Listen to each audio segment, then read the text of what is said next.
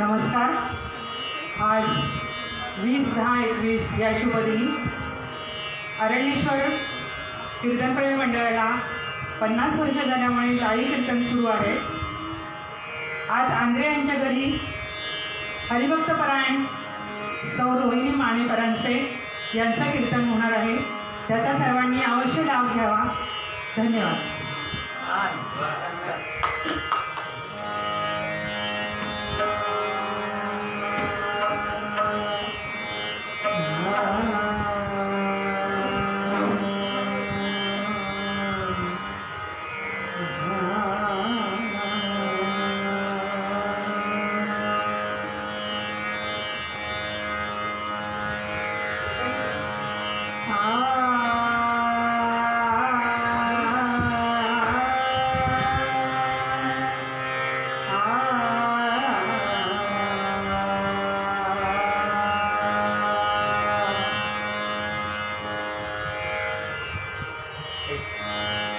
श्रीमन्महागणाधिपतये नमः. श्रीगुरुभ्यो नमः. श्रीसरस्वत्यै नमः. सजयति सिन्धुरवदनो देवो यत्पादपङ्कजस्मरणं वासरमणिरिव तमसा राशिं नाशयति विघ्नानाम्. नरं चैव नरोत्तमं देवीं सरस्वतीं व्यासं ततो जयमुदीरयेत्. मूकं करोति वाचालं पङ्गुं लङ्घयते गिरिं यत्कृपातमहं वन्दे परमानन्दमाधवम्. समचरणसरोजं सान्द्रनीलाम्बुदाभं जघननिहितपाणिं मण्डलं मण्डनानां तरुणतुलसीमाला कन्धरं कञ्जनेत्रं सदयधवलहासं विठ्ठलं चिन्तयामि. तुम्ही श्रोते जगदीशमूर्ती तेथे माझी व्युत्पत्ती किती बुद्धिहीन अल्पमती सलगे करीतसे. पुंडलिकावरदे हरिविठ्ठल श्री ज्ञानदेव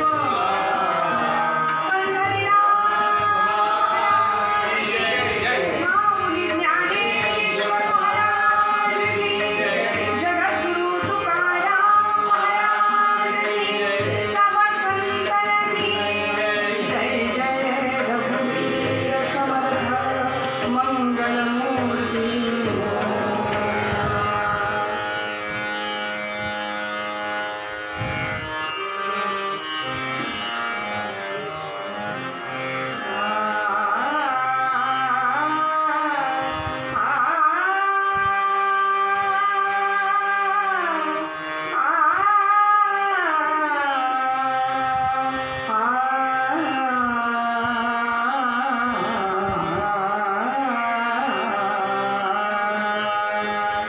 हरि जय जय राम. कृष्ण हरे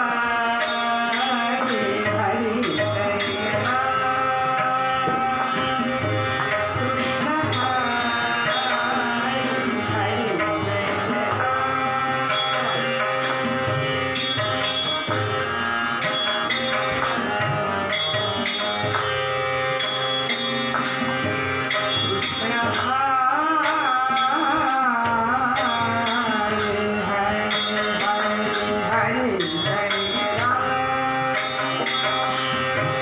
कृष्ण हरे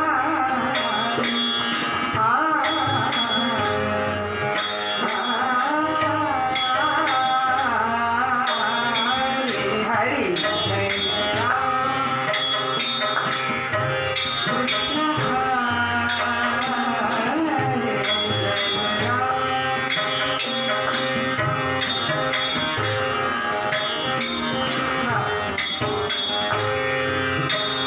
Ah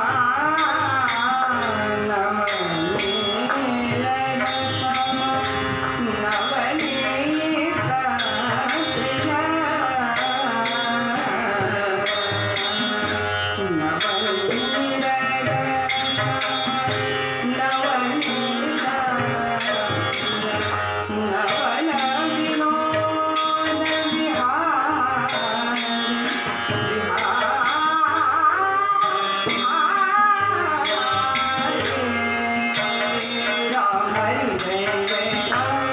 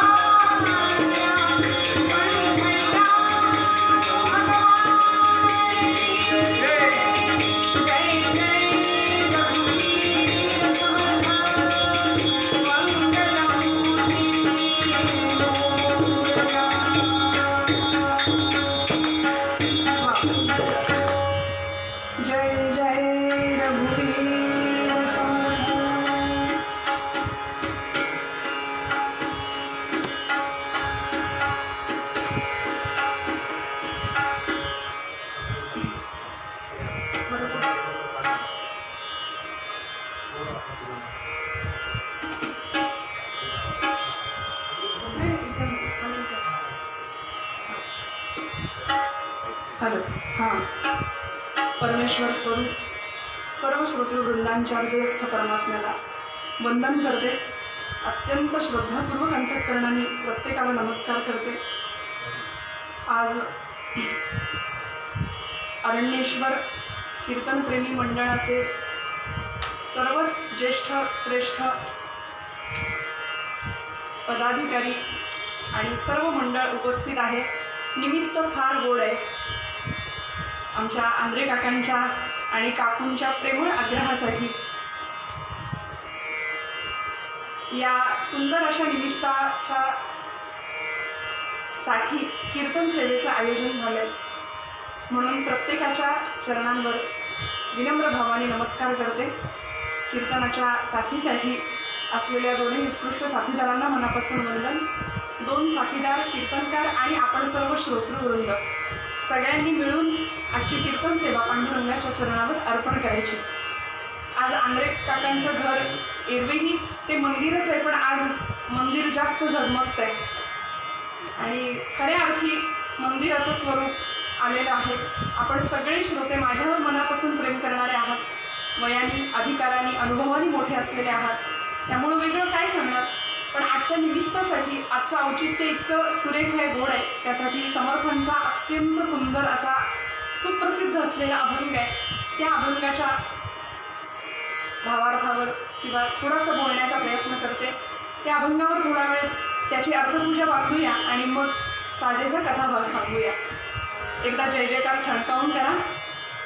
जय जय यंदाच दिवाळीच्या पर्वकाळाच्या निमित्ताने खूप मोठा असा कीर्तन महोत्सव सर्व श्रोतृवृंदांना ऐकायला मिळणार आहेच आहे. अरण्येश्वर कीर्तनप्रेमी मंडळातर्फे आयोजित झालेला तो कार्यक्रम जरी आधी सुरू झालेला असला तरी सुद्धा दिवाळीच्या पर्वकाळामध्ये सगळ्यांना ती खऱ्या अर्थी अध्यात्माची आणि आनंदाची ज्ञानाची दिवाळी अनुभवायला पाहायला मिळणार आहे आणि ती खरी आमच्यासाठी दिवाळी असते.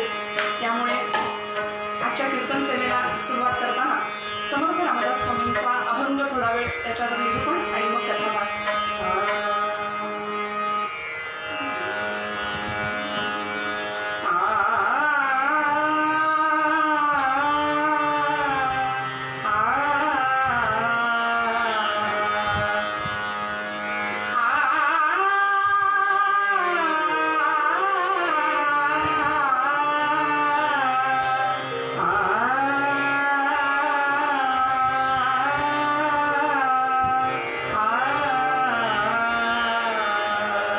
सुपुत्र संसारी कुळाचे मंडळ, सुपुत्र संसारी कुळाचे मंडळ, सुपुत्र संसारी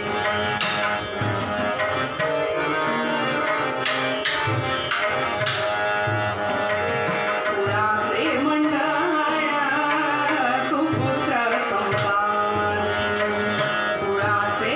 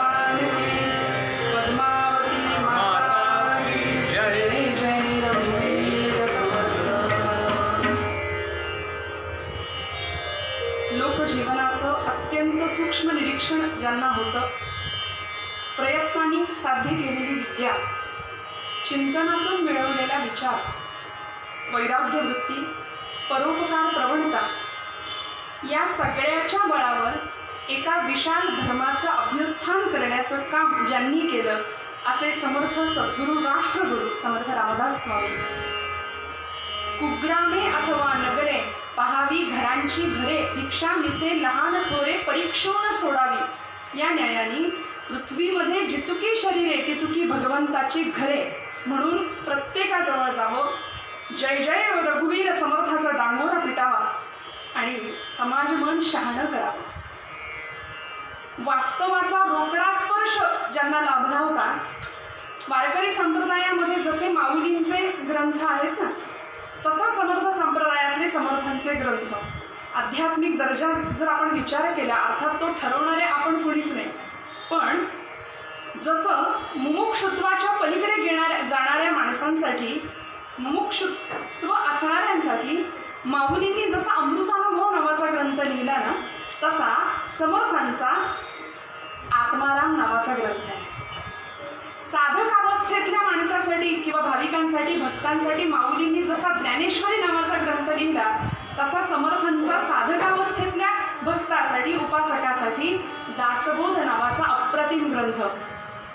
काय सुंदर आहे बघा, ज्याच्यामध्ये अध्यात्माचा व्यवहार कसा करायचा आणि व्यवहारामध्ये अध्यात्म कसं आणायचं याचं उत्कृष्ट दिग्दर्शन ज्याच्यात केलंय असा दासबोध नावाचा ग्रंथ अप्रतिम.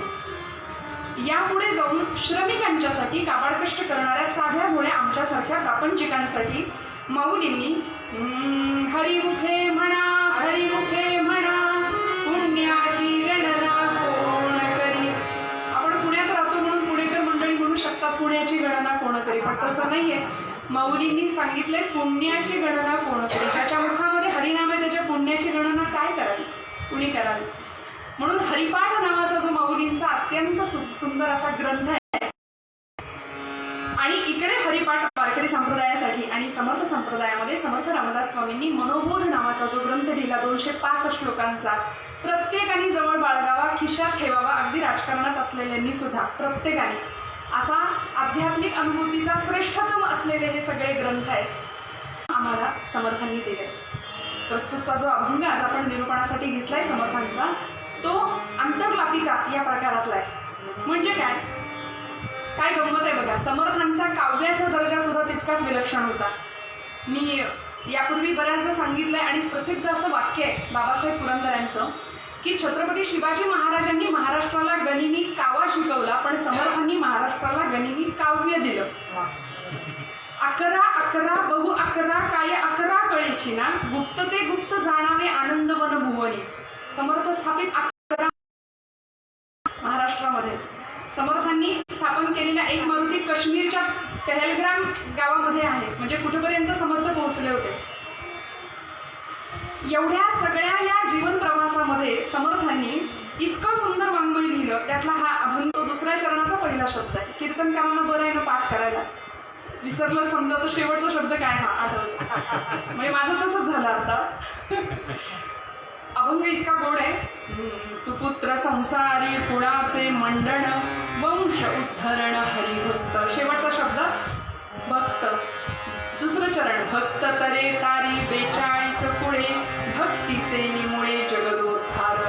तिसरं चरण जगदोद्धार करी सुपुत्र संसारी, येर अनाचारी पापरूप. चौथं चरण पापरूपी नर अभागी जाणावा, तयासी नेणवा देवराव. आणि 5वं चरण देवराव मुळे देखोनिया भावा, दास म्हणे माव कामा सुपुत्र संसारी कुळाचे मंडण, वंश उद्धरण हरिभक्त.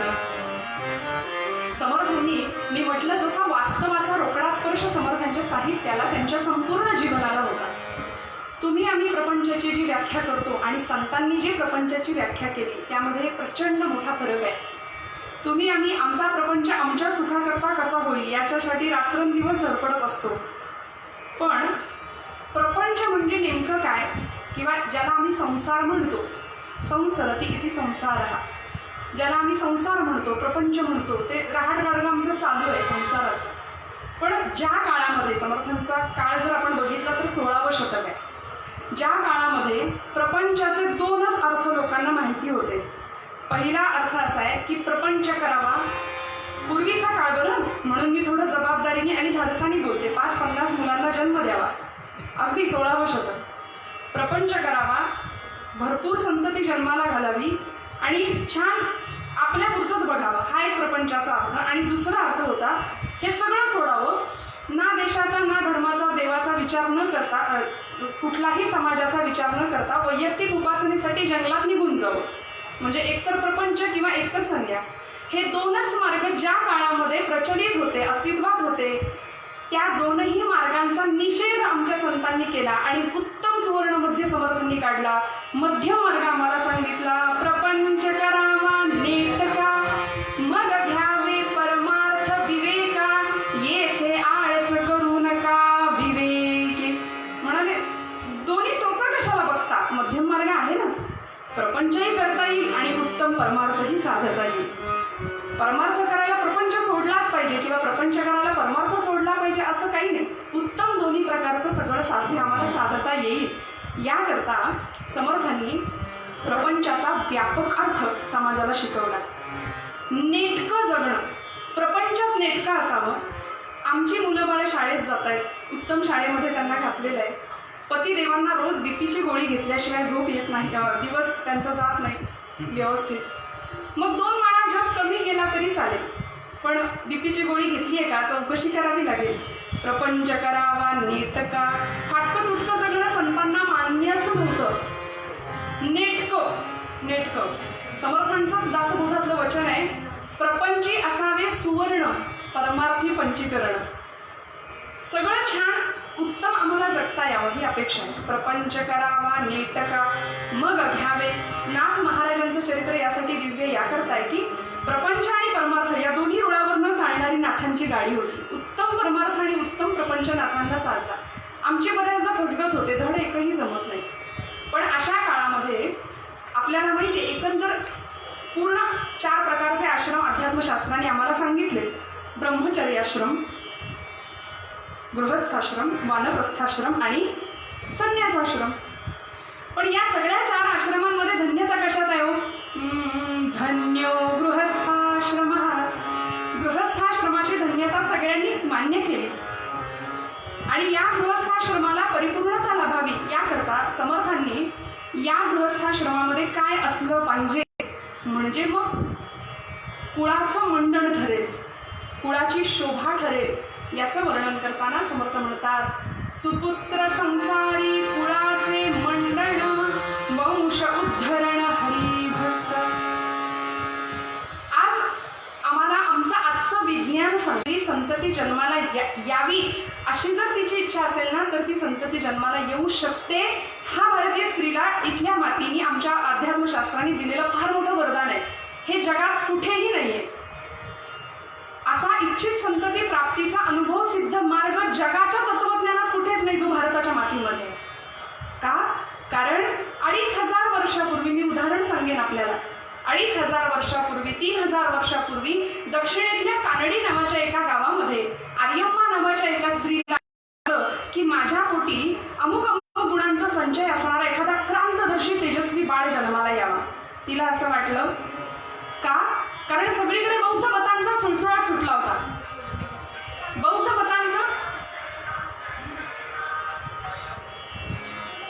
बाळ माझ्या पोटी जन्माला येऊ दे असं त्या स्त्रीला वाटलं आणि तिच्या पोटी 2500 वर्षांपूर्वी आचार्य जगद्गुरु आद्य शंकराचार्यांनी जन्म घेतला की ज्यांनी हिंदू धर्माला 4 पीठं दिली.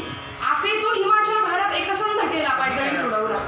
350-400 वर्षापूर्वी माझ्या जिजाई मातोश्रीला असं वाटलं की यवनांचं राज्य निखंदून काढणारा आणि स्वातंत्र्य सूर्याला स्वतःच्या रक्ताचं अर्घ्य देणारा एक तेजस्वी बाळ माझ्या पोटी जन्माला यावा. तिच्या पोटी छत्रपती शिवरायांनी जन्म घेतला. आपल्याला महाभारतातली कथा माहिती आहे की ज्यावेळी गोपाल कृष्ण अभिमन्यू त्या सुभद्रेला घेऊन निघाले होते ना रथातनं, त्यावेळी युद्धशास्त्राची चर्चा करत होते भगवंत तिच्याशी. भगवंत बोलता बोलता सुभद्रेचा डोळा लागला, हुंकाराचा अस्पष्ट आवाज कानावर येत होता आणि भगवंत बोलत होते. इथंपर्यंत आले होते की चक्रव्यूहामध्ये शिरायचं कसं. चक्रव्यूहाचं भेदन करायचं कसं इथेपर्यंत येऊन पोहोचले होते. महाभारतामध्ये या प्रसंगामध्ये बरीच चर्चा आहे. कोणकोणते व्यूह असतात, गजव्यूह म्हणजे काय, क्रौंच व्यूह म्हणजे काय, मकर व्यूह म्हणजे काय, त्याचं तोंड कुठे असतं, त्याचं शेपूटकट कुठे असतं, त्याचं मर्मस्थान काय असतं, या सगळ्या प्रसंगाची चर्चा या प्रकरणामध्ये आलेली आहे महाभारतात. या प्रसंगात हे सगळं गोपाळ कृष्णांनी तिला सांगितलं. आणि आता चक्रव्यूहाचं भेदन कसं करायचं इथंपर्यंत आले. सुभद्रेला डोळा लागलेला भगवंतांच्या लक्षात आला, हुंकार येत होता, पण भगवंत तिथे थांबले. कुठे? चक्रव्यूहामध्ये शिरायचं कसं इथंपर्यंत. पण ज्यावेळी कुरुक्षेत्रावर अभिमन्यू सिद्ध झाला, सुभद्रेचा पुत्र, चक्रव्यूहाचं भेदन करण्याकरता कुठून मिळालं त्याला हे सगळं ज्ञान? तर ते गर्भातून मिळालं. म्हणून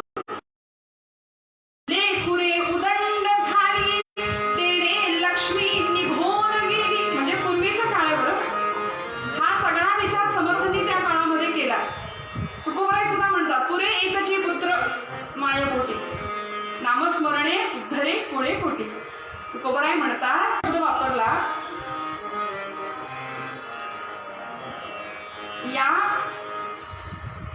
अभंगामध्ये समर्थांनी. सुपुत्र हा जर शब्द वापरलाय ना, तर फक्त पुत्र असा आहे का त्याचा अर्थ?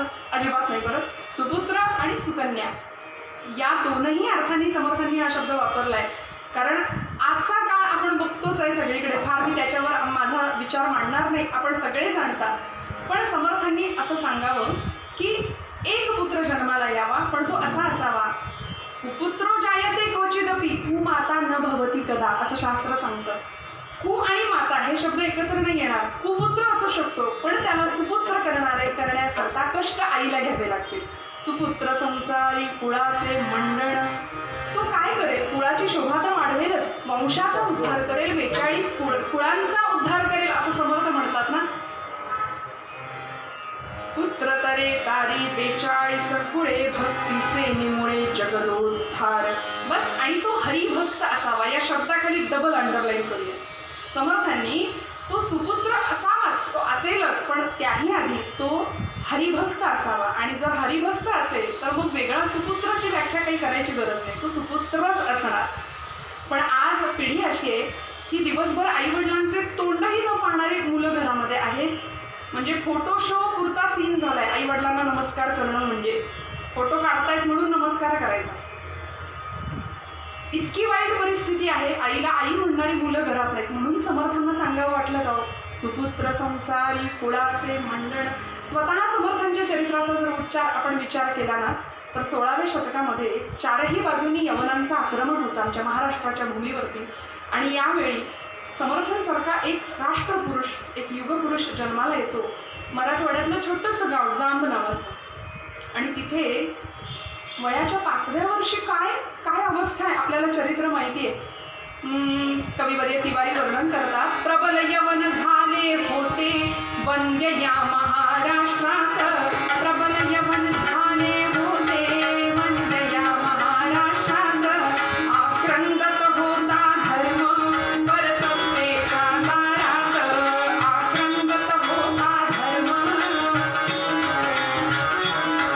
शौर्य धैर्य उतले होते परसेवेच्या पंखात, ऐशा वेळी कल्याणी वीराची केवळ खाणी, श्री समर्थ सद्गुरुवाणी दुमदुमली हो सर्वत्र, जय जय रघुवीर समर्थ, दुमदुमली हो सर्वत्र, जय जय रघुवीर समर्थ, जय जय रघुवीर.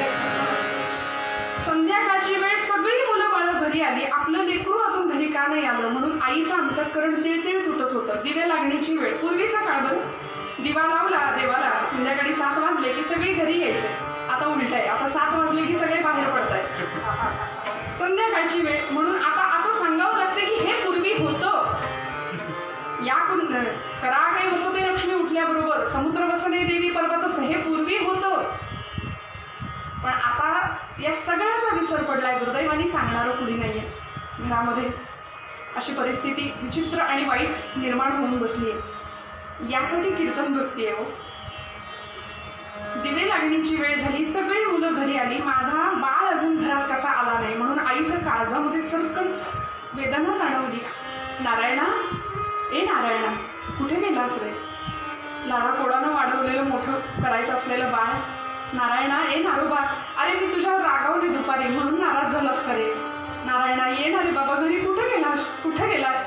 म्हणून राणूबाई, सूर्याजी पंत ठोसरांचा मुलगा आई राणूबाई सगळं गाव शोधायला बाहेर पडली. व्यायामशाळा म्हणू नका, नदीकाठ म्हणू नका, रामाचं मंदिर म्हणू नका, मारुती मंदिर म्हणू नका, सगळीकडे शोधलं जांभेमध्ये, कुठेच पुराचा पत्ता नाही. शेवटी घरी आली आणि स्वयंपाकाची वेळ झाली. मोठ्या सुनबाईंनी सांगितलं, सासूबाई जरा सरपण आणून देता का जळण्यासाठी, स्वयंपाकासाठी, चुलीसाठी. म्हणून आडगळीच्या खोलीत गेल्या आणि एक ठाणवई हातात होती, पण तिच्या दुसऱ्या प्रकाशामध्ये त्या खोलीमध्ये आकृती दिसली भिंतीवर काळी कसली तरी. आणि दचकल्या, थोडं वात मोठी केली, बघितलं तर नारोबा तिथं बसलाय. गदगदा हलवलं त्याला. नारायणा हे नारायणा, अरे उठ रे, काय झालं तुला? काय झालं? डोळे अर्धे उघडे आहेत, अर्धे मिटलेले आहेत. बरं जागाय म्हणावं तर मिटलेले अर्धे डोळे, झोपलाय म्हणावं तर डोळे अर्धे उघडे, अर्धोन्मिलित नेत्र आपण म्हणतो. आणि महापुरुष जगाकडे कधीच डोळे फाडून बघत नाही. बघा तुम्ही माझ्या माऊलींचा एखादा फोटो बघा, रामकृष्ण परमहंसांचं एखादं चित्र बघा, कायम अर्धोन्मिलित नेत्र आहे. का सांगू? कारण अर्धलक्ष मायेकडे आहे आणि अर्धलक्ष ब्रह्माकडे आहे. आलोय ना या देहाने, मग आता या मायेचा आधार घेऊन जगायचंय, पण लक्ष ते आहे. प्रणवाचं धनुष्य करायचंय, आत्म्याचा बाण करायचंय आणि लक्ष काय भेदायचं काय तर ब्रह्म. प्रणव धनु शरम आत्मा ब्रह्मत लक्ष उच्चते, असं शास्त्रकारांनी सांगितलं ना. हे महापुरुषांचं लक्षण आहे. म्हणून 5 वर्षाच्या नारोबाला आईला हलवलं, तोंडावर पाणी मारलं, बाहेर आणलं त्याला. नारायणा काय करत होतास ते अंधाऱ्या खोलीमध्ये? तेव्हा 5 वर्षाच्या बाळाने उत्तर दिलं. श्रोते, आपल्याला माहिती, आई चिंता करीतो विश्वाची. वयाच्या 5व्या वर्षी राष्ट्रकारणाची आणि विश्वाची चिंता करणारं बाळ. म्हणूनच नारायणाचा दासाचा स्वामी आणि स्वामींचा समर्थ झाला आणि महाराष्ट्राला एक नवा महाराष्ट्र धर्म समर्थांनी दिला. एवढं उज्ज्वल चरित्र, जीवनाचं इतकं सुंदर नियोजन. बरं, ते समर्थ आम्हाला प्रपंच करायला सांगतात. तुम्ही म्हणाल, आपण सगळेच म्हणू की ज्यांनी 12व्या वर्षी भोवल्यावरनं पळ काढला. खरं सांगू का, स्वतः सावध झाले पण जगाला सावध करण्याकरता बाहेर पडले, मोठा त्याग केला. शुभ सावधान ऐसे सर्वत्र विवाह मंगली म्हणते, ते एका रामदासे आयकिले तत्पदी असो प्रणती. सावधान शब्द ऐकला आणि जगाला सावध करण्याकरता बाहेर पडले.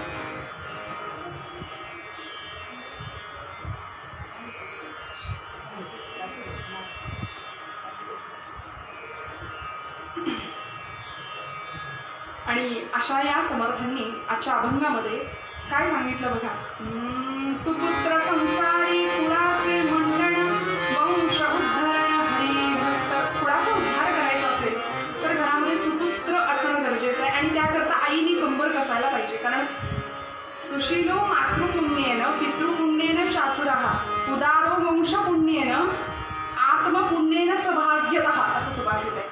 म्हणजे आईची जर पुण्याई असेल तर पुत्र सुशील जन्माला येऊ शकतो, किंवा कन्या. सुशीलो मातृपुण्येन, पितृपुण्येन चातुरः, पित्याची पुण्याई असेल तर चातुर्य गुण मुलाकडे येऊ शकतो. उदारो वंश, वंशाची जर पुण्याई असेल, वंश जर पुण्याई मागे असेल तर उदारता येऊ शकते. आणि स्वतःचीच पुण्याई जर जास्त असेल ना तर भाग्य मिळाल्याशिवाय राहत नाही. पंढरीनाथ महाराज की. मग असा सुपुत्र जगाला ललामभूत ठरावा.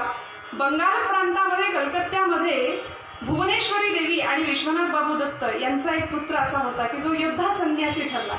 योद्धा कधी संन्यासी नसतो आणि संन्यासी कधी योद्धा नसतो, पण असं एकमेव चरित्र लाभलं जगाला की जे योद्धा संन्यासी अशा अवस्थेला जाऊन पोहोचलं होतं.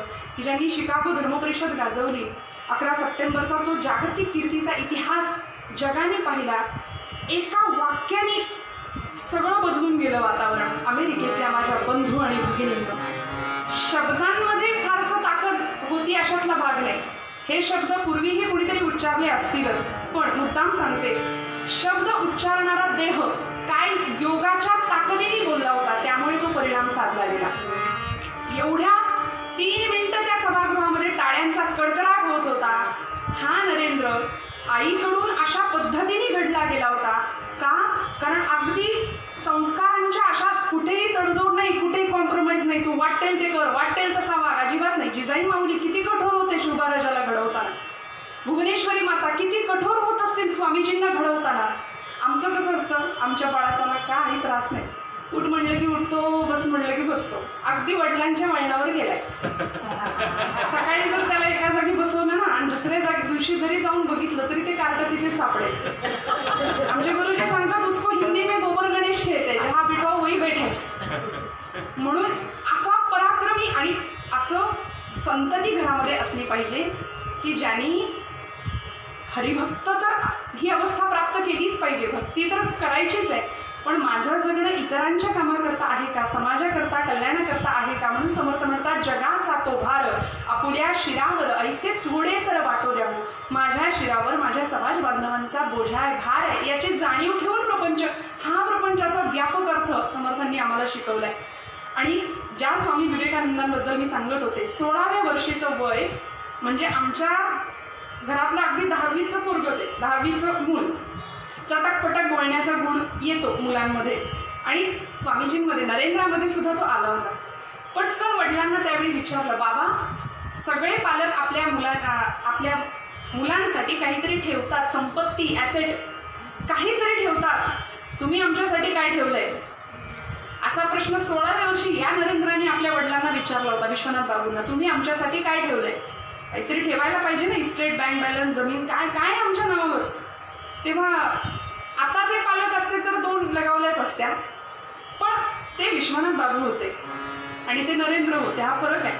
विश्वनाथ बाबूंनी सांगितलं, नरेंद्रा, तुला तुझ्या प्रश्नाचं उत्तर मी देतो, मी तुझ्यासाठी काय ठेवलंय सांगतो, ऐक. म्हणाले, आतल्या खोलीतला आपला तो मोठा कपाटाचा आरसा आहे की नाही, त्या आरशासमोर जाऊन उभा राहा, एकदा स्वतःला छान बघ आरशामध्ये, तुला उत्तर मिळेल मी तुझ्यासाठी काय ठेवलं.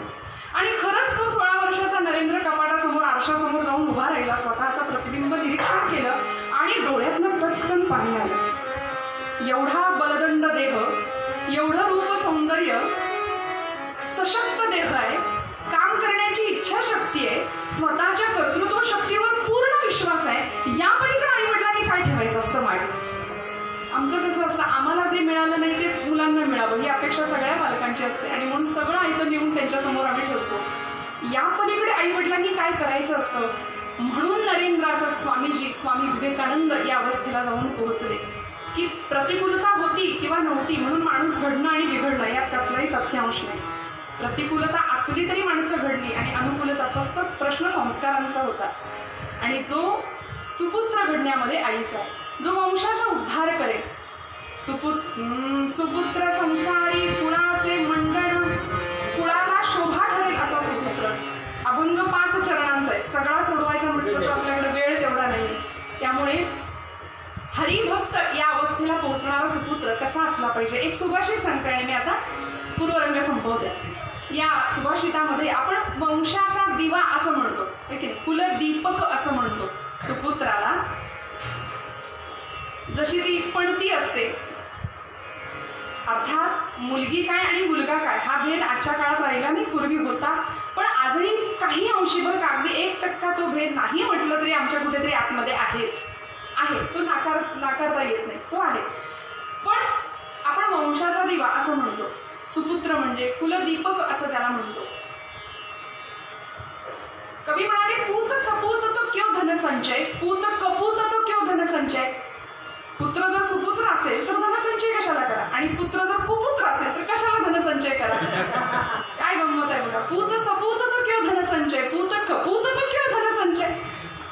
मग असा सुपुत्र जन्माला येताना आपण त्याला कुलदीपक म्हणतो. आणि दिव्याचे जे दोष असतात ना, ते दोष कवींनी हेरले आणि सत्पुत्र त्या दोषाला गुणांमध्ये कसं परिवर्तित करतो ते सांगितलंय. श्लोक अत्यंत सुंदर सुभाषित आहे.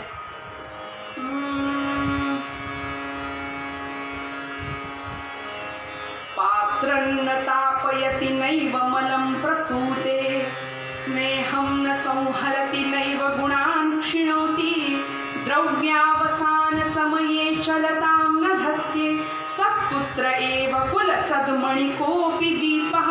जय जय रघुवीर समर्थ. काय विचार मांडला बघा. दिव्याचे दोष काय असतात? पात्रन्न तापयती. ज्या समयीमध्ये किंवा ज्या एखाद्या पात्रामध्ये आपण तो दीप प्रज्वलन करतो, ते पात्र दिवा जळत असताना, प्रज्वलित होत असताना ते तापतं ना. पण हे सुपुत्र नावाचा हा जो दिवा आहे ना, फुलं दीपक आहे ना, तो कधी तापत नाही. खरा सुपुत्र असेल तर. पात्रन्न तापयती नैव मलम प्रसूते. खरा दिवा देवासमोर लावतो, समयीमध्ये आपण जो लावतो, ते काय करतं? घरातल्या गृहिणीला महिन्यातून वर्षातून ती कामं ठरलेली असतात, सगळे दिवे घासायचे का? काजळी करतो ना दिवा. पण हा सुपुत्र नावाचा दिवा काय करतो? नैव मलम प्रसूते. स्वतःच्या वागण्याने इतरांना अजिबात त्रास होणार नाही याची दक्षता घेतो, काळजी घेतो. स्नेहन्न संहरती नैव गुणान् क्षिणोती. स्नेह म्हणजे काय हो? दिव्यातलं तेल. स्नेहन्न संहरती.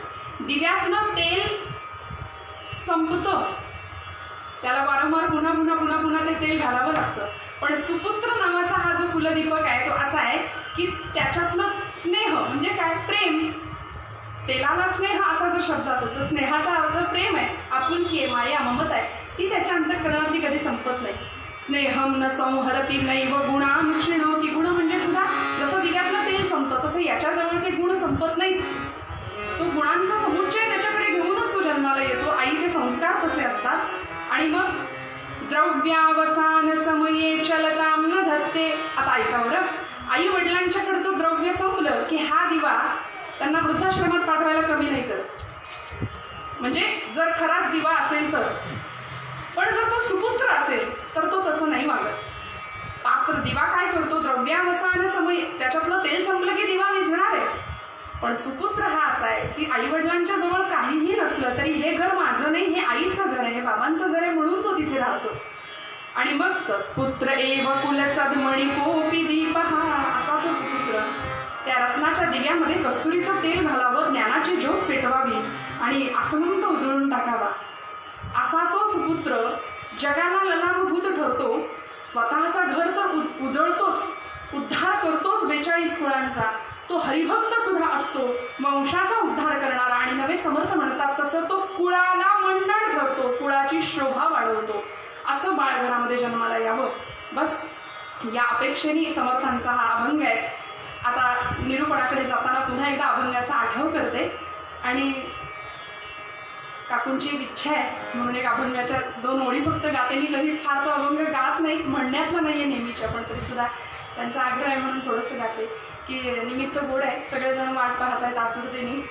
त्यामुळे तुकोबरायांचे शब्द आहेत, पण अशी नाजूक पावलं घरामध्ये लवकर यावी या उद्देशाने ते काकूंची इच्छा आहे गोड म्हणून मी तो अभंग गाते.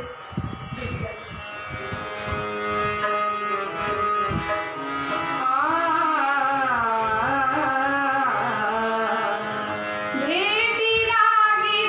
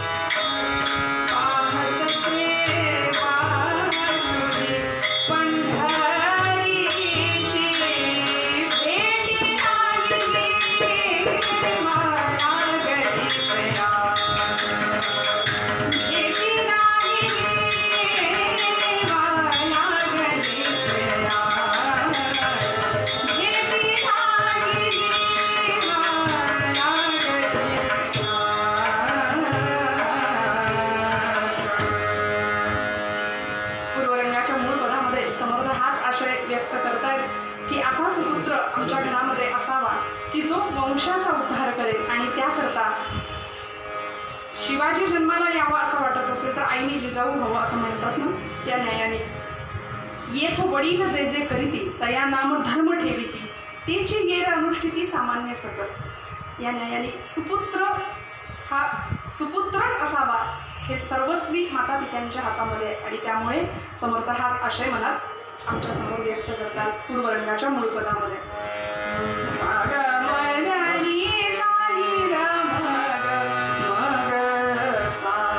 सुपुत्र संसारी कुळाचे मंडळ,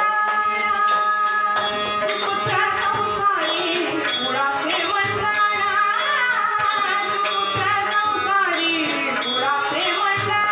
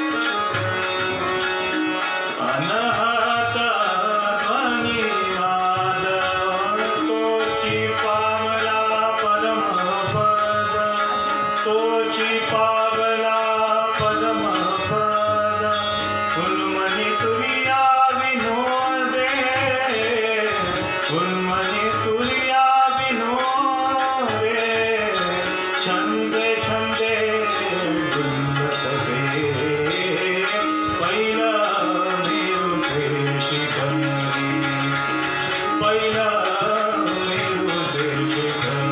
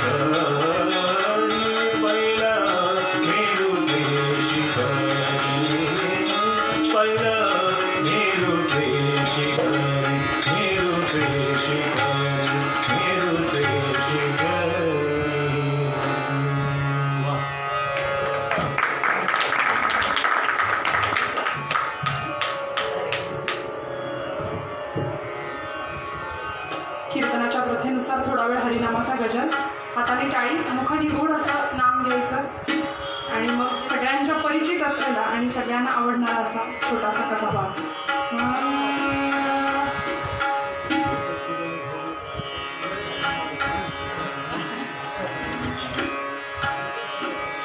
श्री कृष्ण गोविंद हरे मुरारे हे नाथ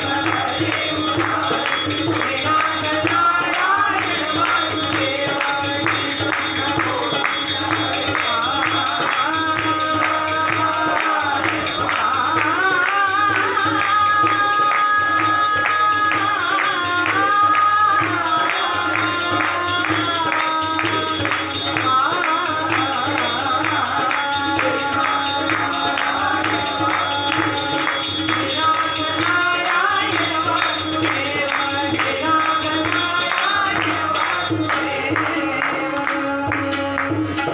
गोपाल कृष्ण भगवान की जय.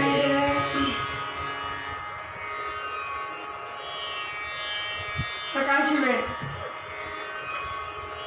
दोघांमध्ये चर्चा सुरू आहे. पंढरपूरला जायची गडबड चालू आहे. सामान सगळं भरलं, आजच्या भाषेत पॅकिंग सगळं झालं. आणि आजच्यासारखा प्रवास नाही हो. आता निघाले की दुपारी पोहोचले असं नाही. मजल दरमजल करत बैलगाडीचा प्रवास. त्यामुळे सामान भरलं, पण पत्नी मागे लागली, मी पण येणार. ऐकायलाच तयार नाही. जुने कीर्तनकार सांगायचे जगामध्ये 3 हट्ट प्रसिद्ध आहेत. म्हणजे आम्ही त्यांचंच शिकून ऐकून बोलतो, दुसरं काय बोलणार.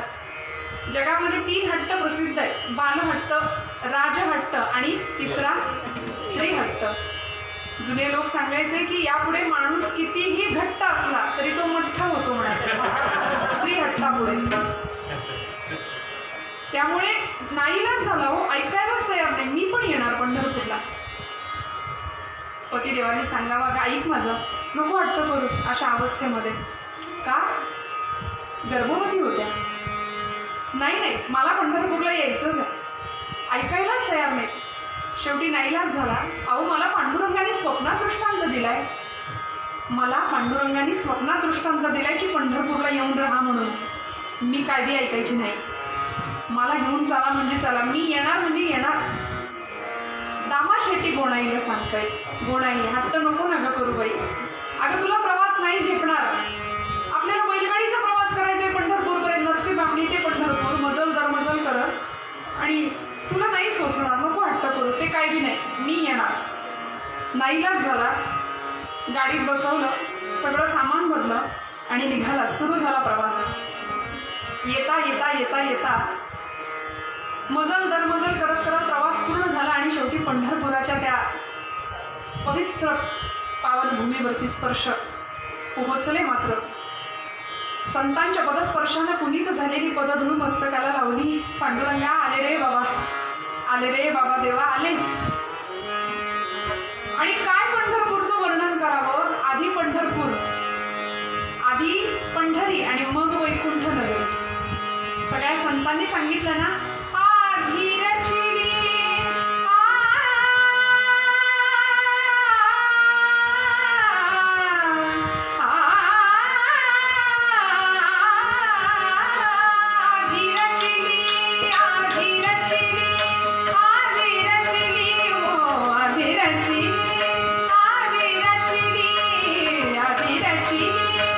पंढरी मग वैकुंठ नगरी.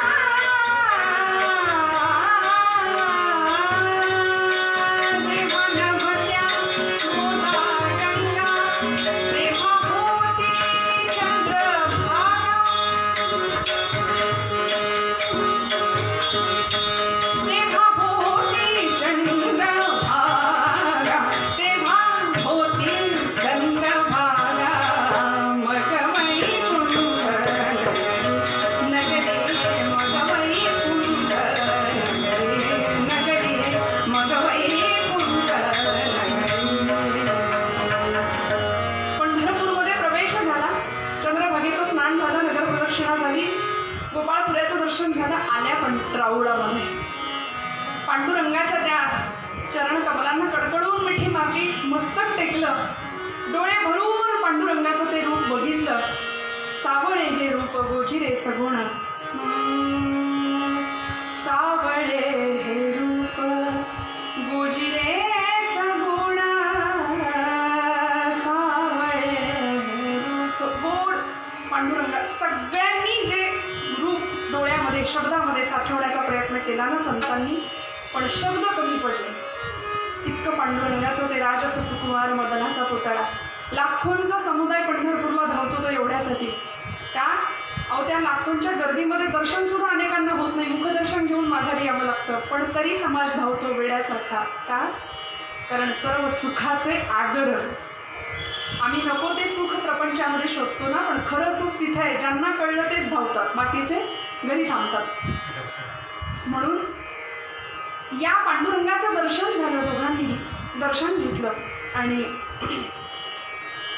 दामाशेठी सांगतायत, गोणाई आता बराच उशीर झाला, झालं ना तुझ्या मनासारखं दर्शन झालं, आता परतीच्या प्रवासाला निघायला हवं. नाही नाही, असे कसं परत जायचं, मी नाही यायची, मी आता इथेच थांबणार. सगुण चरित्रे परम पवित्रे सादर वर्णावी असं नाथांनी कीर्तन कथांबद्दल सांगितलंय ना, कीर्तनाची मर्यादा घालून दिली. मी मुद्दाम थोडंसं असं सांगते की हे चरित्र काय, किंवा यासारखी अनेक चरित्र आपण सगळ्यांनी हजारो वेळा ऐकलेली आहेत, पण तरीसुद्धा प्रत्येक वेळी नव्याने ते चरित्र ज्यावेळी आपण ऐकतो त्यावेळी त्या त्या भावामध्ये आम्ही जाऊन पोहोचतो. हे या गादीचं महात्म्य आहे. म्हणजे मी काही वेगळं सांगते आज अशातला भाग नाही, सगळं आपल्या सगळ्यांना माहिती आहे, पण तो आनंद कथेचा वेगळा आहे. म्हणून असं म्हणतात, कथा के लिए जाने की हमारे औकात क्या है. डोंगरे शास्त्रीजींचं वाक्य आहे बरं का. कथा के लिए जाने की हमारे औकात क्या है. आम्ही कोण कीर्तनाला जाऊन बसणार आहे. कथा के लिए तो वो जाते हैं जिनको बाकी बिहारी बुलाते हैं. वा, तिकडून बोलावणं आलेलं असतं म्हणून आपली पावलं इकडे वळतात. म्हणजे माझ्यासह आपण सगळेच इतके भाग्यवान आहोत की आपण सहस्र जन्म ओळखी जे एक वेळ मुखासी यावं या माझी ज्ञानोबा मौली ज्ञानेश्वरीत सांगते. हजारो जन्मांची पुण्याई ओवाळून टाकावी लागते एकदा भगवंताचं नाव मुखात यायला. मग तुम्ही आणि मी किती भाग्यवान आहोत बघा ना, किती भाग्य आहे आमचं. या पंढरपूरच्या भूमीमध्ये दोघांचं दर्शन झालं, दोघांनी दर्शन घेतलं आणि माघारी परतायची वेळ झाली, जायला तयार नाही, निघायला तयार नाही गोणाई माता. दामाशेठी सांगतायत, अगं आई हट, नाही नाही, पांडुरंगाने सांगितलं इथे येऊन राहा, आता इथनं जायचंच नाही कुठे. झालं, शिमट्याची जातकुळी होती, प्रपंच थाटला पंढरपुरामध्ये, व्यवसाय थाटला, भलं मोठं दुकान बाजारपेठेमध्ये उभं केलं कपड्यांचं आणि कपडे शिवण्याचा व्यवसाय. दिवसामागून दिवस जात आहेत. गर्भवती असलेली गुणामाई हळूहळू दिवसामागून दिवस जात आहेत आणि कार्तिक शुद्ध एकादशीचा दिवस, पुत्र जन्माला आला. पंढरपुरामध्ये पांडुरंगाने बोलावलं, त्याच्या नामासाठी आलो, त्याचं नाम मुखात आहे, त्यांनी दिलेला हा प्रसाद म्हणून नाव ठेवलं नामदेव. देवाने दिलं ना म्हणून त्याचं नाव नामदेव ठेवलं. आणि अत्यंत सद्गुणी असं हे बाळ. 5व्याच वर्षी सिद्धीच मिळाली अलौकिक.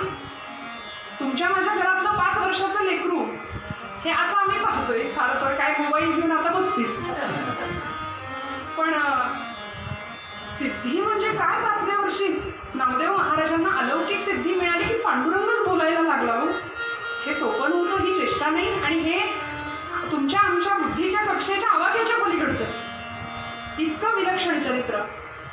हळूहळू लहानाचे मोठे झाले.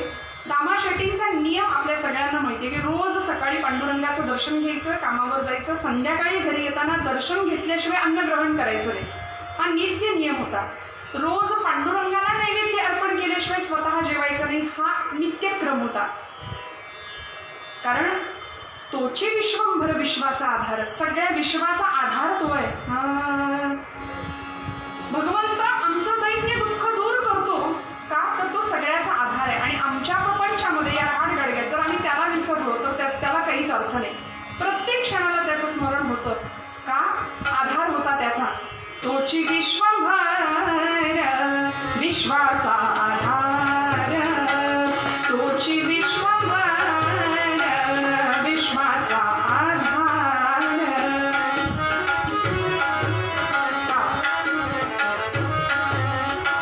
करी दैन्य दूर, करी दैन्य दूर,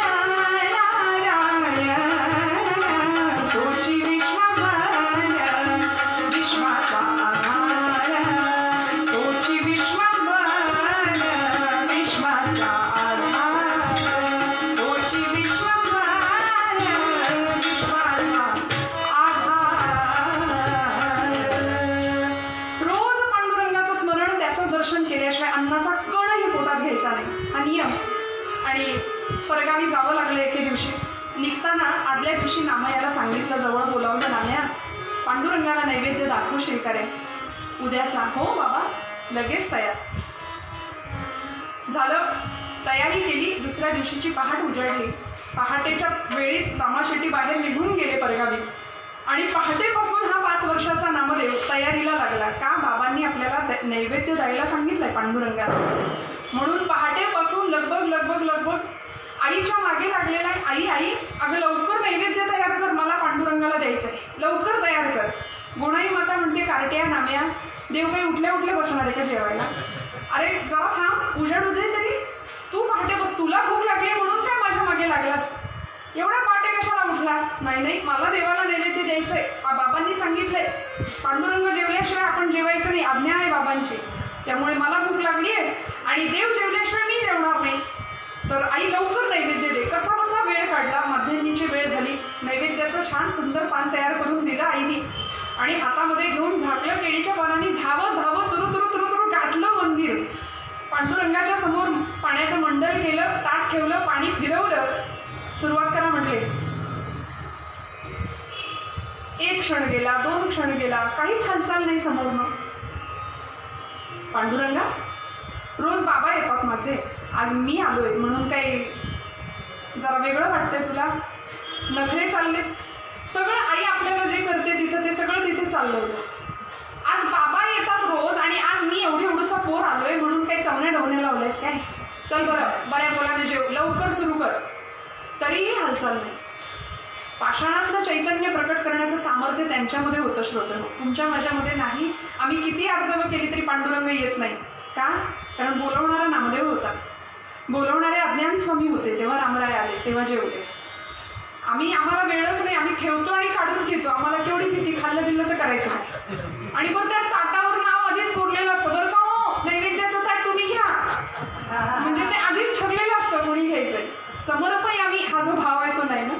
त्यामुळे इथे गोणाई माता, इथे दामाशेट्टी नामदेवाला जसं सांगितलं की देव जेवल्याशिवाय जेवायचं नाही, लक्षात ठेवलं तेवढंच. पांडुरंगा, अरे जेवून अरे बाबा, बऱ्या बोलानं जेव. मी सकाळी लवकर उठलोय तुला नैवेद्य द्यायचा म्हणून. बाबा गेले, त्यांनी सांगितलंय तू जेवल्याशिवाय आपण जेवायचं नाही, आता लवकर जेव पांडुरंगा, वेळच नाही बाबा रे. 5:45 वाजत आले, तू कधी जेवायचा? मग मी कधी जेवणार? मलाही भूक लागली. त्यामुळे हालचालच नाही पांडुरंगाची. नामदेवांनी सांगावं, हे बघ देवा, कटेवरी हात तुझे, विटेवरी पाय, कटेवरी हात तुझे, विटेवरी पाय, कटेवरी हात तुझे. पंढरीच्या पांडुरंगा, पंढरीच्या पांडुरंगा, पाहतोसी काय, कटेवरी हात तुझे, विटेवरी पाय, कटेवरी हात तुझे, विटेवरी पाय, कटेवरी हात तुझे, विटेवरी पाय. अरे देवा, जेवून अरे बाबा, जेवून अरे बाबा. एक क्षण आला. आता मात्र मर्यादा, म्हणजे अक्षरशः इतका वेळ वाट बघून सुद्धा पांडुरंग यायला तयार नाही म्हटल्यानंतर सहनशक्ती संपली आणि म्हणाला, 5 वर्षाचा नामदेव, बऱ्या बोलाने जेव, नाही तर चुलीतलं जळकं लाकूड आणून. आई जसं आपल्याला करते ना तसं, जेवलास तर ठीक, नाही तर लाकूड आणीन चुलीतलं. जेवशील ना शानाना माझं बाळ, जेवशील ना. तरी 1 नाही 2 नाही. आणि एक क्षण असा आला, डोळ्यात टचकन पाणी आलं. पांडुरंगा, बाबांकडून जेवतोस ना रे, माझ्याकडून नाही जेवणार का रे?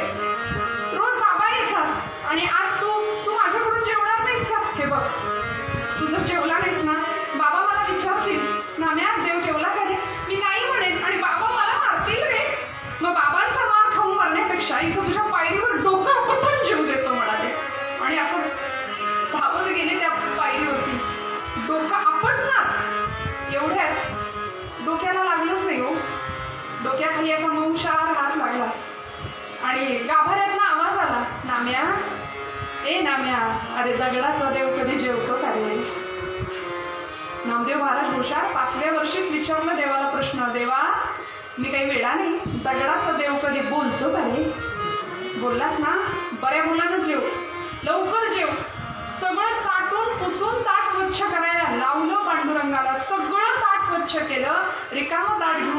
आले आणि गोणाईला सांगितलं, आई अगं किती वेळ जेवायलाच तयार नाही, किती वेळ लावला त्यांनी, बघ ना गं आई मला भूक लागली लवकर.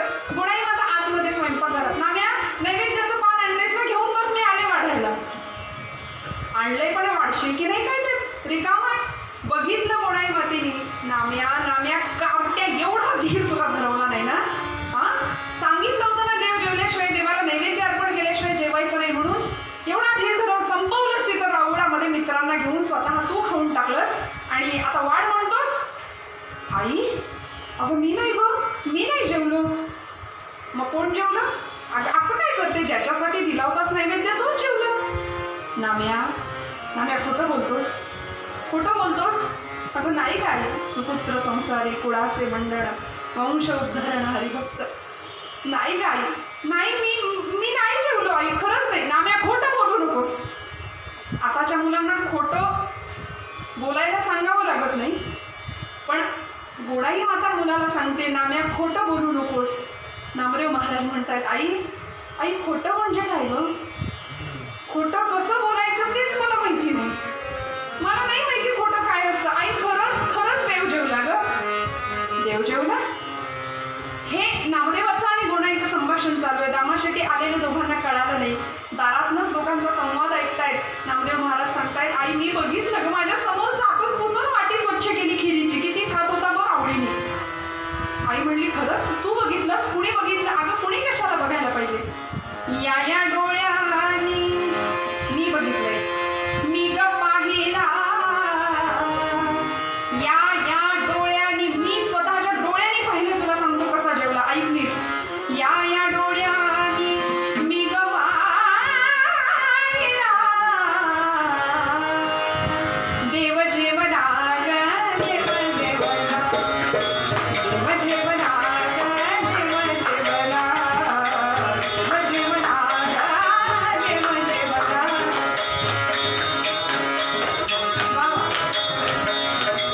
बरं का आई, लक्ष देऊ नाही कसा जेवला.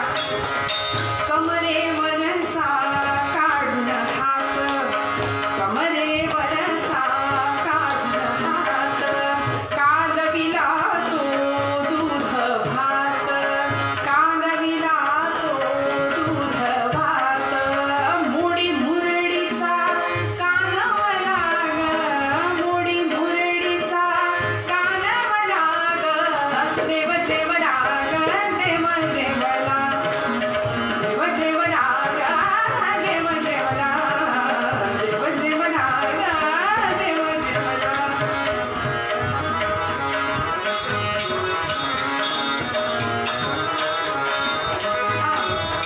बरं का आई, हो रपदी ग त्यानं खीर, हो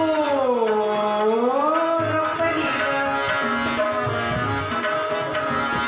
हो रपदी ग त्यानं खीर, तोंडी लाविली कोशिंबीर, भुरका साराचा मारियला ग, भुरका आमटीचा मारियला ग, देव जेवला ग, देव जेवला, देव जेवला ग, देव जेवला. या डोळ्यांनी, या डोळ्यांनी मी ग पाहिला, देव जेवला ग, देव जेवला, देव जेवला ग, देव जेवला, देव जेवला ग, देव जेवला ग, देव जेवला ग, देव जेवला. एवढं ऐकलं मात्र दामाशेट्टींनी, पिशवी तिथंच कधी गळून पडली हातातली कळालं नाही. धावत राऊळ गाठलं, धावत राऊळामध्ये गेले, पांडुरंगाच्या समोर उभे राहिले. काय ऐकतोय मी, काय ऐकलं मी पांडुरंगा, नाम्याकडून तू जेवलास, आज नामदेवाचा नैवेद्य तू ग्रहण केलास, तू स्वीकारलास. डोळ्यात घळ घळ घळ घळ नेत्राश्रू वाहत आहेत दामाशेट्टींच्या. पांडुरंगा, तू आज जर नाम्याकडून जेवला असशील ना, तर मला सांग, गेली 40 वर्ष मी पण तुला नैवेद्य देतोय. 40 वर्ष तुला नैवेद्य अर्पण केल्याशिवाय मी अन्नाचा कणही नाही स्वीकार केला, म्हणजे 40 वर्ष तू उपाशी राहिलास, 40 वर्ष माझ्याकडून तू उपाशी राहिलास आणि आज नामदेवाकडून जेवलास का रे. ते काही नाही, आज जर खरंच नामदेवा तर मला पुरावा दे, मला प्रत्युत्तर दे. मी कशावरून खरं मानू? नाम्या सांगतोय, तो खोटंही बोलत असेल. मला पुरावा दे, तू जेवलास याचा मला पुरावा बघायचा आहे. आणि माझ्या पदरचं नाहीये. नामदेव गाथेमध्ये नामदेवांचं स्वतःचं आत्मचरित्रच नामदेवांनी लिहिलंय, अभंग आहे. या प्रसंगामध्ये दामाशेट्टी पांडुरंगाला सांगतायत ना की मला पुरावा दे, कशावरून तू जेवलास. त्यावेळी पांडुरंगाच्या मुखातनं छोटीशी तुपाची धार बाहेर आली होती आणि पांडुरंग दामाशेट्टींना सांगतायत, या इथं खोलीत या गाभाऱ्यात जरी राहत असलो ना, त्यानं बोलवलं की आता येणार म्हणाले. त्यानं बोलवलं की येणार, त्याच्यासोबत खेळणार, त्याच्यासोबत बागडणार, त्याच्यासोबत जेवणार नव्हे, त्याच्या कीर्तनात नाचणार सुद्धा. आणि पुढच्या काळात वाळवंटामध्ये रंगलं हो कीर्तन. नामदेवाची अमृत तुल्य वाणी, नामदेवाची नामदेवाची नामदेवाची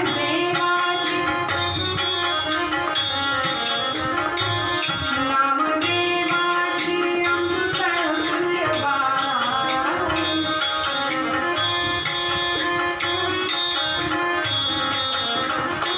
श्रवणी येता हो श्रवणी येता लोचनी येत पाणी, श्रवणी येता लोचनी येत पाणी. स्वये येतो श्रवणास कैटवारी, स्वये येतो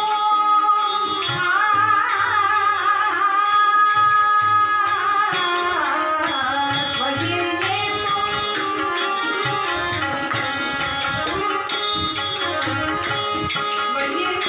स्वये येतो श्रवणास कैटवारी. रंग चढला हो रंग चढला हो रंग चढला तै कीर्तनास भारी, रंग चढला तै कीर्तनास भारी. नामदेवाची नामदेवाची हो नामदेवाची. रंग भरावा कीर्तनामध्ये, सगळे असावे कीर्तनाला. सर्व संतांची मांदियाळी कीर्तनामध्ये जमली आहे. पांडुरंग कीर्तनामध्ये नाचतोय आणि नाचता नाचता कबीर महाराजांनी वर्णन केलं ना, इतकं नाचावं भगवंतांनी देहभान विसरून. नामदेव कीर्तन करी पुढे देव नाचे पांडुरंग, नामदेव कीर्तन करी पुढे देव नाचे पांडुरंग.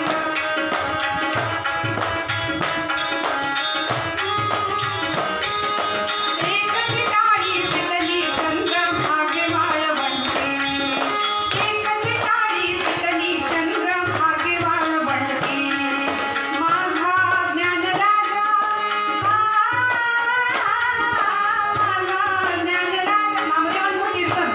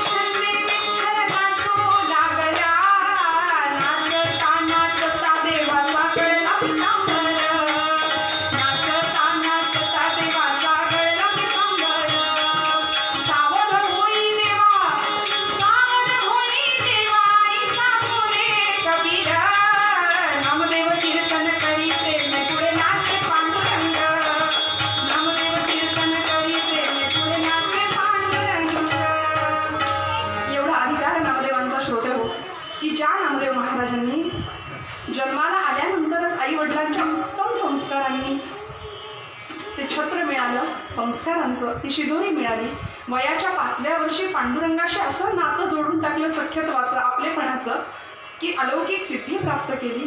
पुढे जाऊन विसोबांसारखा गुरु लाभला. आपल्याला चरित्र माहिती आहे की ज्यावेळी नामदेवांना अनुग्रह झाला त्यावेळी खरं परब्रह्म काय, सद्गुरू शिवाय परमात्म्याची प्राप्ती नाही याचा अनुभव झाला. आणि मग पंढरपुरातच विठ्ठल आहे म्हणून पंढरपूर कधीच न सोडणारे नामदेव कधीच बाहेरच पडायला तयार नव्हते पंढरपुरांना. पण ज्ञानदेवांनी सांगितलं, नामा आता पंढरपूर सोडावं लागेल. अरे जगाला कळू दे, तू शिंप्याच्या कुळामध्ये जन्माला आलायस, पण नामदेव नावाचा शिंपी हा फक्त कपडे शिवणारा शिंपी नाहीये. अवघा देश आणि अवघा प्रांत शिवायला निघालाय प्रेमाच्या धाग्यानी आणि भक्तीच्या सुईने. सगळा प्रांत तुला शिवायचंय, जोडायचंय, नामे बाहेर चल. आणि ज्ञानदेवांच्या बरोबर नामदेव महाराजांनी 1 वर्षाची तीर्थावळी केली. भगवी ध्वजा आपल्या भागवत धर्माची हातामध्ये घेतलीये. बघा, नाम आणि ज्ञान इथं एकत्र येतं ना तेव्हा भक्तीची ध्वजा फडकते. नामाची काठी होती, ज्ञानाचं टोक होतं. त्या भगव्या झेंड्याला 2 टोकं आहेत ना, ज्ञान आणि नाम, आणि भक्तीचा दांडा आहे. 2 टोकांचा तो भगवा ध्वज आपला भगवी पताका. नामाचं एक टोक आणि ज्ञानाचं एक टोक आणि मधली दांडी ती भक्तीची दांडी. हा भक्तीचा प्रचार प्रसार नामदेव आणि ज्ञानदेवांनी भारतभर करावा. सगळ्या प्रांतामध्ये आज यांच्या तीर्थावळीच्या खुणा आहेत नामदेव महाराजांच्या. सगळीकडे फिरावं. आणि ज्यावेळी नामदेव महाराज ज्ञानदेवांनी 1 वर्षानंतर वयाच्या 21व्या वर्षी समाधी घेतली, संजीवन समाधी, त्यानंतर सुद्धा ज्ञानदेवांनी सांगितलंय ना ती आज्ञा पाळायची, आपल्या गुरुदेवांनी सांगितलेली आज्ञा पाळायची. आता पंढरपुरात जायचं नाही म्हणून नामदेव महाराज पुढचे 40 वर्ष अखंड फिरत होते, अखंड भारत भ्रमण करत होते. का? भागवत धर्माचा प्रचार प्रसार म्हणून. शिखांच्या धर्मग्रंथांत त्या गुरुग्रंथ साहिबामध्ये सुद्धा नामदेवांचे आज अभंग आहे. सगळीकडे नामदेव महाराजांनी आपला भागवत धर्म पोहोचवला. रामकृष्ण हरी रामाचा आचार, कृष्णाचा विचार आणि हरिनामाचा उच्चार सगळीकडे पोहोचवला. आणि वयाचं 80वं वर्ष आलं नामदेव महाराजांना. 80 वर्षाचे झाले आणि आता पंढरपूरच्या दिशेने. मी म्हटलं ना, इच्छित संतती प्राप्त व्हावी हा भारतीय स्त्रीला लाभलेला अध्यात्मशास्त्राचा वर आहे. अमुक बाळ माझ्या पोटी असंच जन्माला यावं असं जर तिने ठरवलं तर ते होऊ शकतं, ते येऊ शकतं. अशी अनेक उदाहरणं आपल्याला पाहिलेली आहेत. तसं इच्छा मरण सुद्धा आपल्या संतांनी, आपल्या महापुरुषांनी मागून घेतलंय. भीष्मांचं उदाहरण माहिती, इच्छा मरणी होते. अनेक संत बस जीवन यात्रा संपवायची ठरवलं. आम्हा साध्या माणसांना हे शक्य नाही ना. आम्ही सगळ्यात जास्त घाबरतो तो एका गोष्टीला, मृत्यू. मी म्हटलं ना, सुख आणि अमरपद या 2 गोष्टींसाठी सगळी धडपड असते आमची. बरं, ते दोन्ही काही मिळतच नाही इथे येऊन. अमरपद आणि स्मशानात गेल्यानंतर सुद्धा माणसाला कळतं की हे नश्वर आहे. आपणही इथे यायचं एक ना एक दिवस, पण तरी सुद्धा घरी आल्यानंतर गरम गरम चहा ठेवायला लावतोच. का? कारण स्मशान वैराग्य तेवढ्या पुरतंच असतं तिथे. पण हे जर सगळं सारभूत तत्व जीवनाचं कळायचं असेल ना तर संत वाङ्मयाशिवाय पर्याय नाही. म्हणून 80व्या वर्षी ठरवलं नामदेवांनी, बस इहलोकीची यात्रा संपवायची. ठरलं. आले पंढरपुरामध्ये. घरी नाही गेले. घरी जनाई होती, राजाई होती, प्रपंच चालवत होत्या 2 जणी. जनाई दासी होती नामदेवांची, पण तरी सुद्धा पंढरपुरातल्या लोकांची मानसिकता आणि नामदेवांचं घर उत्तम सांभाळलं होतं जरा पाहिजे. राजाईने घर सांभाळलं होतं उत्तम. नामदेव महाराज 80व्या वर्षी आले, पांडुरंगाच्या पायरीवर येऊन उभे राहिले आणि म्हणले, देवा आठवली का रे ही पायरी? आठवली का?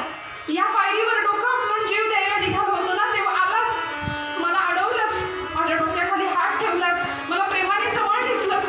आता घेशील का रे? आता घेशील? बस याच पायरीचा चिरा होऊन जातो म्हणाले आता. आणि जी नामदेव पायरी आज आपण बघतो त्या पायरीवर नामदेव महाराज आले. तिथंच म्हणाले, भगवंता तू रावणात आहेस असं मी समजत होतो, पण नाही, तू सगळीकडे आहे. तू कुठे आहेस? तीर्थ विठ्ठल क्षेत्र विठ्ठल, तीर्थ विठ्ठल क्षेत्र विठ्ठल, तीर्थ विठ्ठल क्षेत्र विठ्ठल, देवा विठ्ठल देवा पूजा विठ्ठल, तीर्थ विठ्ठल क्षेत्र विठ्ठल, तीर्थ विठ्ठल, तीर्थ विठ्ठल क्षेत्र.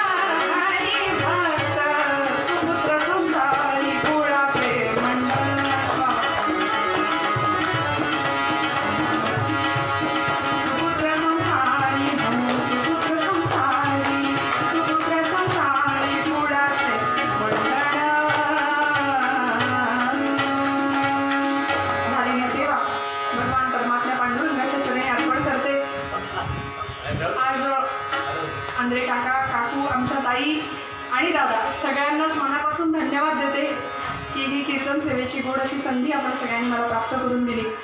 झालेली सेवा पांडुरंगाच्या चरणी अर्पण करते. बोलत असताना काही वेळावाकडं गेलं असेल तर मोठ्या अंतःकरणाने क्षमा मागते.